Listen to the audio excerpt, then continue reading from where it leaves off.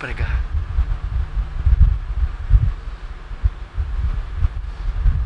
Precisamos pregar. Precisamos gastar tempo com pecadores.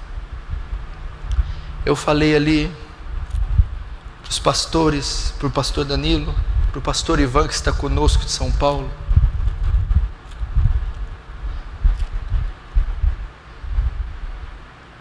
Enquanto a maioria aqui vai deitar para dormir, é a hora que começa meu ministério. Você vai deitar às 10 eu estou saindo de casa. A maioria das vezes eu durmo 2 horas da manhã. Fazendo o quê? Pregando o Evangelho, fazendo visitas, indo em tempo e fora de tempo, testificando, edificando, ensinando, orando, amando. E sabe qual que é a minha oração? A oração desse pastor aqui?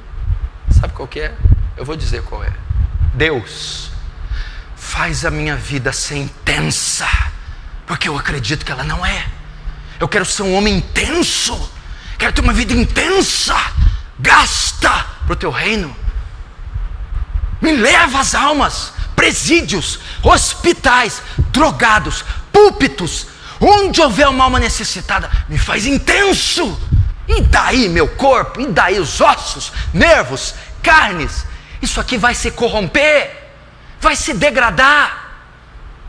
Ainda que o nosso homem exterior se corrompa, o nosso homem interior se renova dia a dia.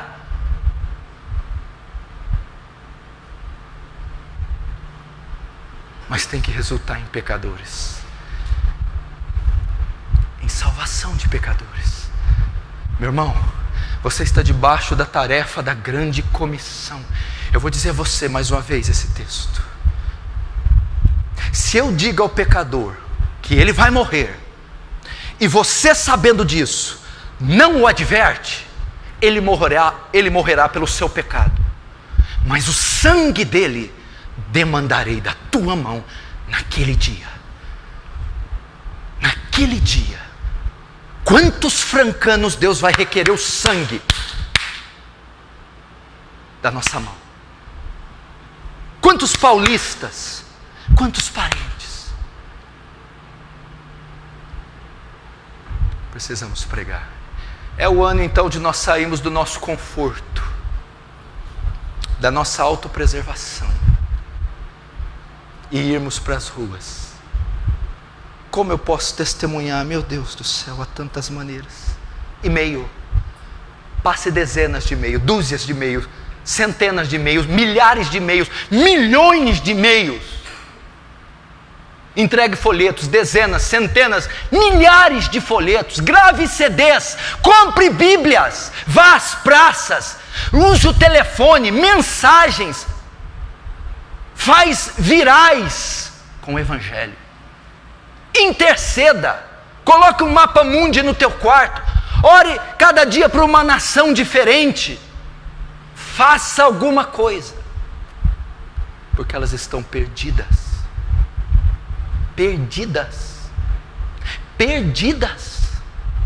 e só você tem a salvação.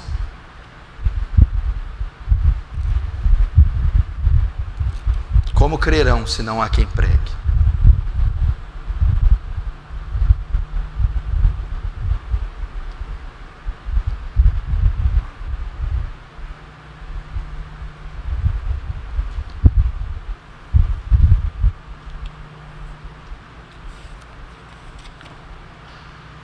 O próprio texto que eu ia pregar de Ezequiel fala uma coisa essencial, e é a única coisa que eu vou falar para você pedir.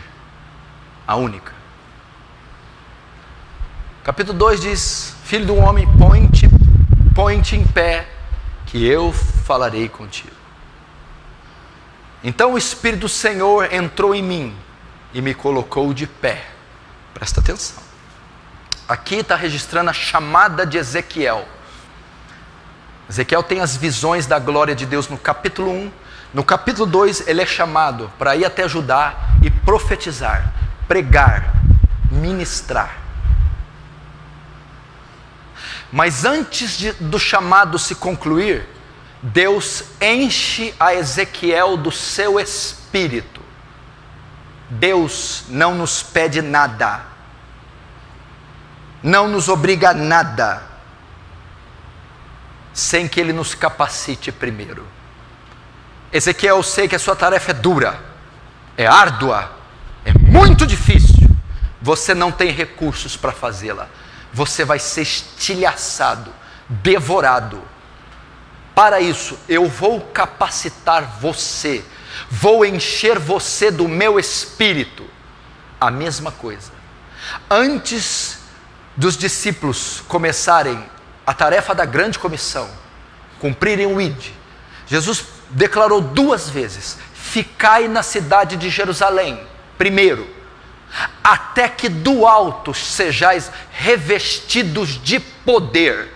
Atos capítulo 1, a última aparição do Cristo glorificado, verso 8, ele está subindo aos céus, ele diz para a multidão de quase 500 pessoas, ele diz assim: e recebereis poder, e ser-me-eis minhas testemunhas, em Jerusalém, Judeia, Samaria, até os confins da terra.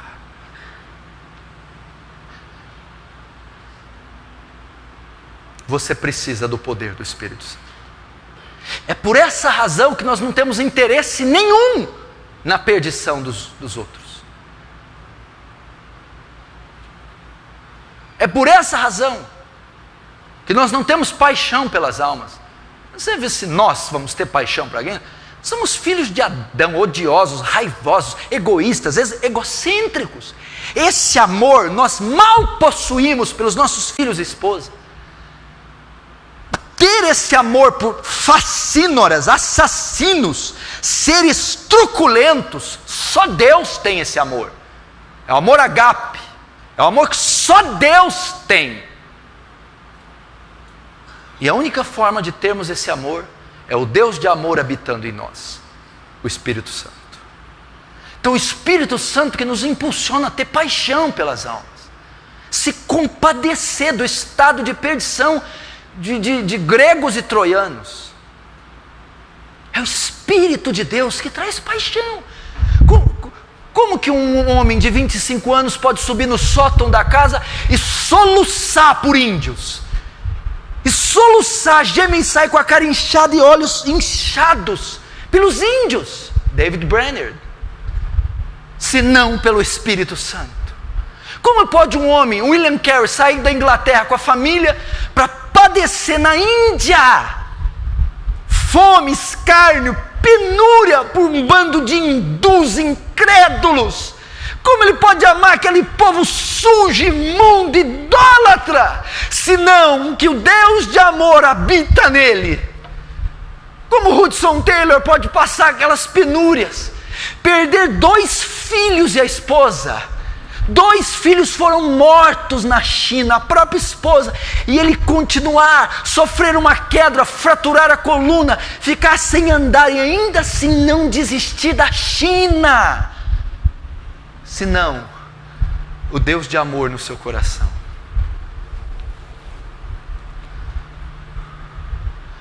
O que pode Paulo levar a dizer: eu preferia ir para o inferno e ver os judeus salvos? É o Espírito de Deus. Segundo, a capacidade para ir. Talvez eu estou acabando de pregar e você está sentado aí, está mais desanimado ainda. Eu vou para minha casa.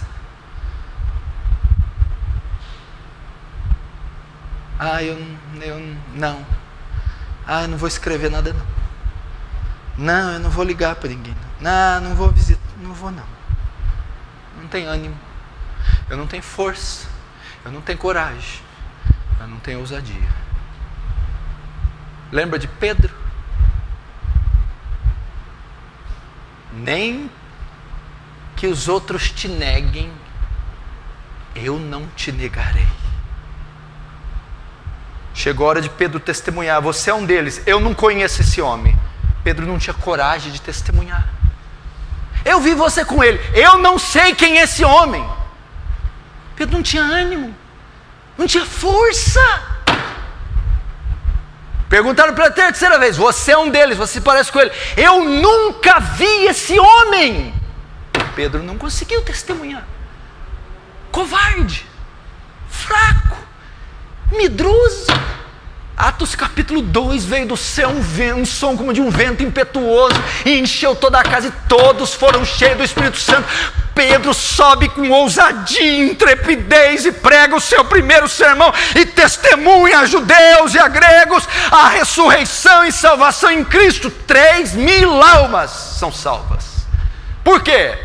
Porque o Espírito Santo é que dá ousadia, intrepidez, coragem, energia, impulso, impacto em qualquer moribundo. O Espírito Santo, você precisa dele. É ele que me faz saltar dos bancos, é ele que me tira toda a timidez, toda a vergonha e me faz testemunhar. Ele não tinha ânimo. Terceiro, é o Espírito Santo que nos dá persuasão. Irmãos, varões israelitas, esses homens não estão cheios de mosto como vós pensais, porque essa é a hora nona do dia, mas é a promessa que se cumpre, e nos últimos dias há de ser que derramarei do meu Espírito sobre toda a carne. Persuasão, a Bíblia diz: e compungindo o coração da multidão, perguntaram: o que faremos? Foram persuadidos, convencidos, confrontados. A sua doutrina desabou, suas convicções vieram ao chão, e eles disseram: que faremos? Arrependei-vos, para que sejam cancelados os vossos pecados e venham sobre vós tempos de refrigério. 3.000 almas. 3.000 almas. É o Espírito Santo.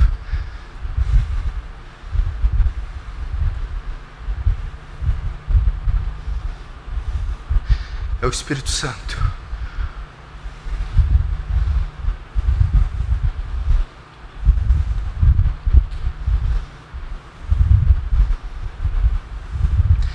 Essa é a diferença, Cunha, Sandro, Danilo, dessa geração com a nossa. Essa geração tem farinha, mas não tem azeite. A nossa geração era destituída de farinha, mas como tinha azeite, poder. A maioria que desconhece o que é a palavra poder, que é a palavra dunamis. Só conhece ali o grego, o hebraico, mas não conhece, não experimentou dunamis. Não experimentou. Porque o dia que um jovem experimenta dunamis nessa igreja, qualquer um vai saber. Mas por que você sabe que nenhum jovem experimentou dunamis? E quando experimentar, todo mundo vai saber. Porque teve um jovem que em Atos experimentou dunamis, e toda a terra soube que ele estava cheio de dunamis. Seu nome, Estevão. Maravilhas, sinais, prodígios, pregação. Um jovem cheio de poder virou sua geração de cabeça para baixo. Eu não me lembro dele ter feito faculdade, nem participado de uma escola rabínica, nem feito doutorado em teologia. Era um diácono dos 7 separados que teve uma experiência em Atos 2. Ninguém podia resistir à sabedoria e o poder com que Estevão falava.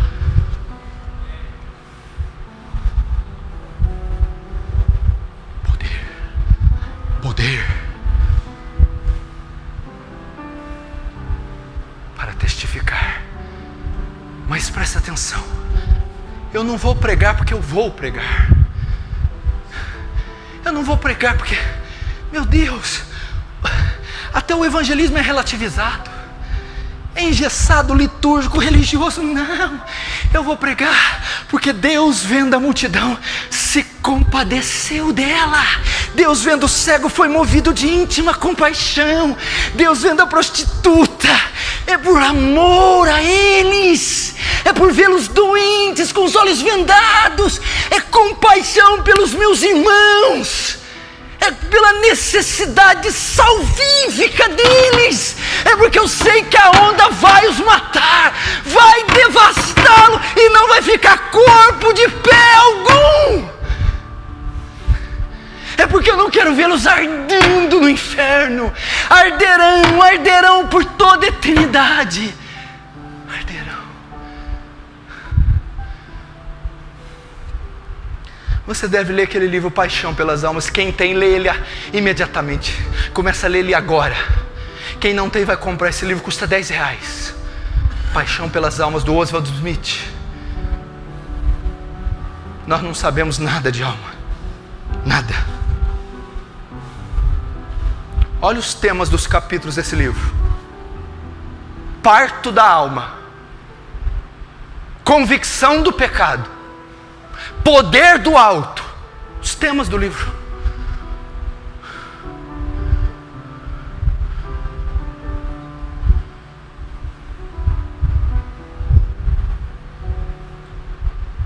Prega.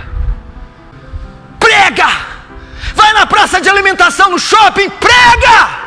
Você um dia já não ficou naquela praça e ficou com a menina em pecados? Agora, para compensar, vai lá no meio e prega o Evangelho. Prega o Evangelho. Vai no terminal, prega. Entra dentro de um ônibus lotado, a maior distância que ele percorrer, prega. Pega o telefone, consome os créditos, prega. Pega o WhatsApp, não é por internet, manda pregações, textos, versículos, escreve um tratado evangelístico e passa para milhares de pessoas. Prega.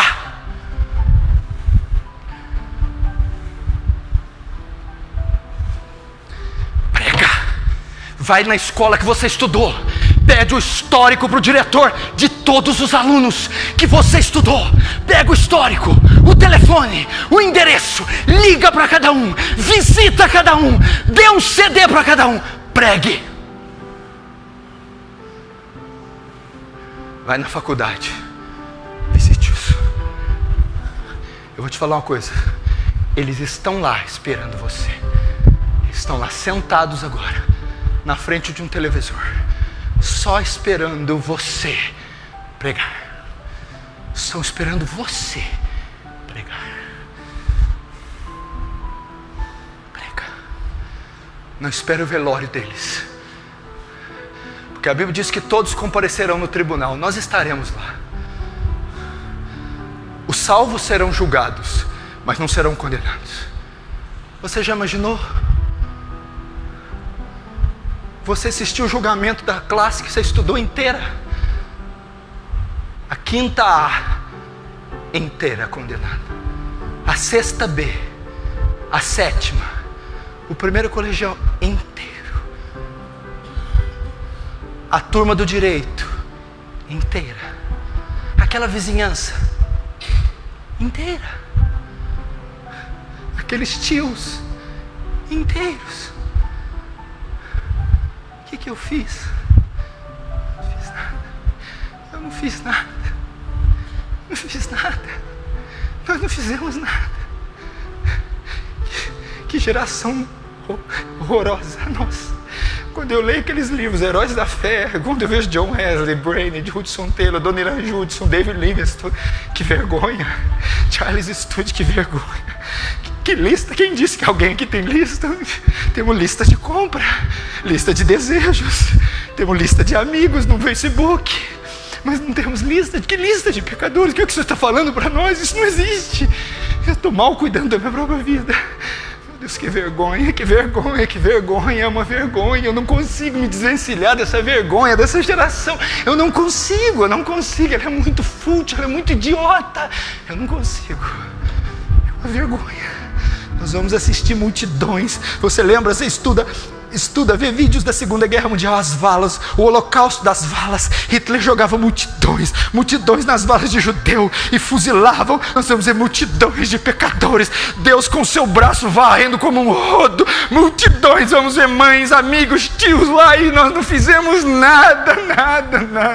Você viu o filme A Lista de Schindler? No final aquele homem tira o anel. Eu disse: esse anel, porque eu fiquei com ele valeria 2 almas, pelo menos uma ele valeria. Esse carro, porque fiquei com esse carro. Valeria 10, eu podia ter salvado 10, eu não salvei. Eu poderia ter pregado, mas eu preferi gastar centenas de reais com pizzaria, com shopping. Eu poderia ter ido para o vale, mas fui dormir por causa da preguiça. Eu poderia ter feito tanta coisa. Eu poderia ter acertado o dia que aquele pastor veio aqui pedindo para tirar passaporte. Eu podia ter ido com ele. Eu podia ter ido e ter tido uma morte digna na trincheira pregando. Mas eu preferi o meu conforto. Ai, meu Deus do céu.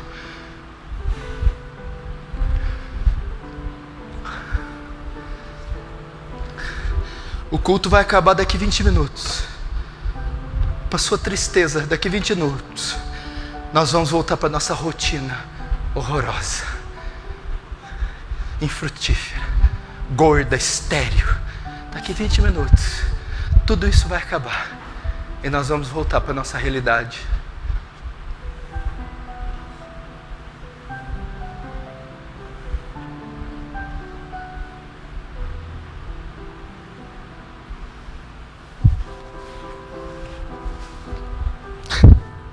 As almas, elas estão morrendo, as almas.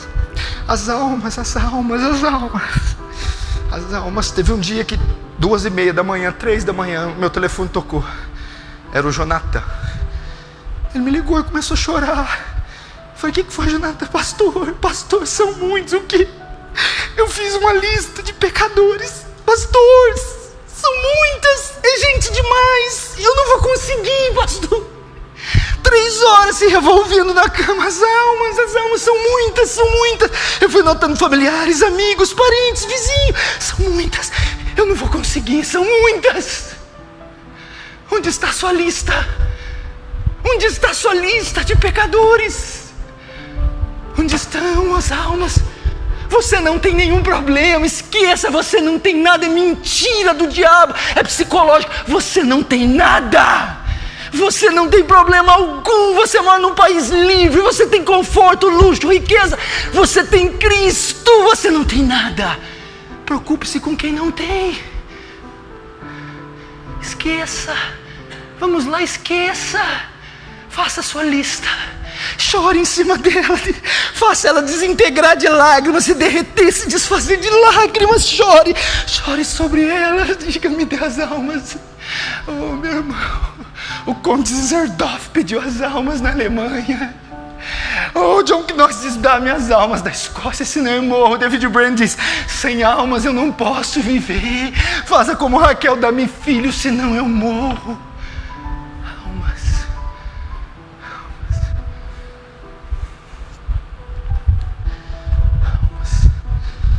Elas estão morrendo. Elas estão morrendo. Elas estão morrendo. Elas estão morrendo. O que a gente pode fazer?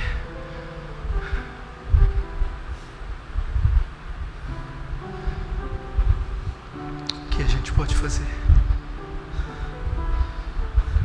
Será que pelo menos chorar por elas você pode? Pela sua mãe ímpia? Pai, amigo, se você pode, baixe sua cabeça e comece a fazer isso.